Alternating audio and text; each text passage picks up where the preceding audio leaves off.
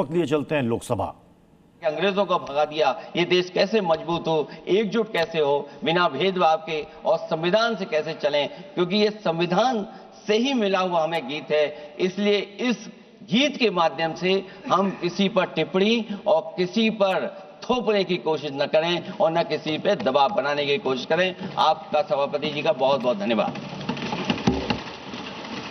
Doctor कौकोली Ghosh. Vande Mataram की 185वीं वर्षगांठ पर संसद भवन में विशेष चर्चा शुरू हो चुकी है। लगातार 10 घंटे की बहस का आगाज खुद प्रधानमंत्री नरेंद्र मोदी ने किया। वंदे मातरम पर संसद में बहस ऐसे वक्त में हो रही है जब पश्चिम बंगाल में विधानसभा चुनाव का पूरा माहौल बन चुका है। पीएम मोदी ने संसद में वंदे मातरम पर चर्चा के दौरान विपक्ष को निशाने पर लेते हुए कहा, भारत को कमजोर करने की कोशिश हुई, वंदे मातरम के टुकड़े कर दिए गए, त्याग और तपस्या का मार्ग दिखाया, मुस्लिम लीग के दबाव में घुटने टेक दिए। वहीं इस मुद्दे पर केंद्रीय मंत्री गिरिराज सिंह ने कहा था कि कुछ लोग वंदे मातरम को नहीं मानते, लेकिन वही लोग बाबरी मानते हैं। गिरिराज सिंह के इस बयान पर कांग्रेस नेता प्रमोद तिवारी ने पलटवार किया।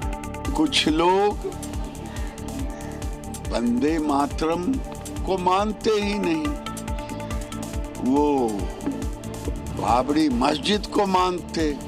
जब अंग्रेजों भारत छोड़ो का नारा लग रहा था तो ये उनके स्तुतिगान कर रहे थे, उनकी प्रशंसा के गीत गा रहे थे। चलिए उस अपराध बोध से ये मुक्त ले लें। आज अगर उस चर्चा में ये स्वीकार करें कि वंदे मातरम ही देश की आजादी का एक हमारा मूल मंत्र था, प्रेरणा स्रोत था, तो शायद उस समय का कुछ पाप धुल जाएगा। वंदे मातरम का मुद्दा पश्चिम बंगाल की मुख्यमंत्री ममता बनर्जी के लिए आगे कुआं और पीछे खाई जैसा है। चाहे वो सपोर्ट करने का फैसला करें या फिर विरोध का, दोनों परिस्थितियों में उनके लिए बराबर मुश्किल है। अगर वो विरोध करती हैं, तो बंकिम चंद्र चटर्जी की वजह से बंगाली समुदाय उनके खिलाफ हो जाएगा, और अगर खुलकर सपोर्ट करती हैं, तो टीएमसी का मुस्लिम वोटर और बीजेपी को ममता बनर्जी के इसी आपदा में अपने लिए अवसर भी नजर आ रहा है। पश्चिम बंगाल के मुर्शिदाबाद में नई बाबरी की नींव के बाद बिहार के मोतिहारी में बाबरी मस्जिद को लेकर पोस्टरबाजी और बयानबाजी ने तनाव बढ़ा दिया है। जगह जगह लगाए गए पोस्टरों को लेकर दो पक्षों में झड़प भी हुई, जिसके बाद भारी पुलिस फोर्स को तैनात करना पड़ा है। मोतिहारी में अचानक बाबरी मस्जिद के समर्थन में लगाए गए पोस्टर चर्चा का विषय बन गए हैं। ये पोस्टर कई घरों की दीवारों पर चिपकाए गए हैं, जिनमें 6 दिसंबर 1992 को भूल न जाना जैसे संदेश लिखे हैं। इन पोस्टरों को लेकर लोगों में नाराजगी बढ़ी और पोस्टर लगाने वालों और स्थानीय लोगों के बीच झड़प की स्थिति बन गई। विवाद बढ़ता देख पुलिस ने इलाके में सुरक्षा बढ़ा दी है और अतिरिक्त फोर्स की तैनाती कर दी गई है। उधर नालंदा में एनडीए गठबंधन का हिस्सा जेडीयू भी विवाद में आ गया है। जेडीयू सांसद कौशलेंद्र कुमार ने बयान दिया है कि बंगाल में बाबरी मस्जिद बननी चाहिए।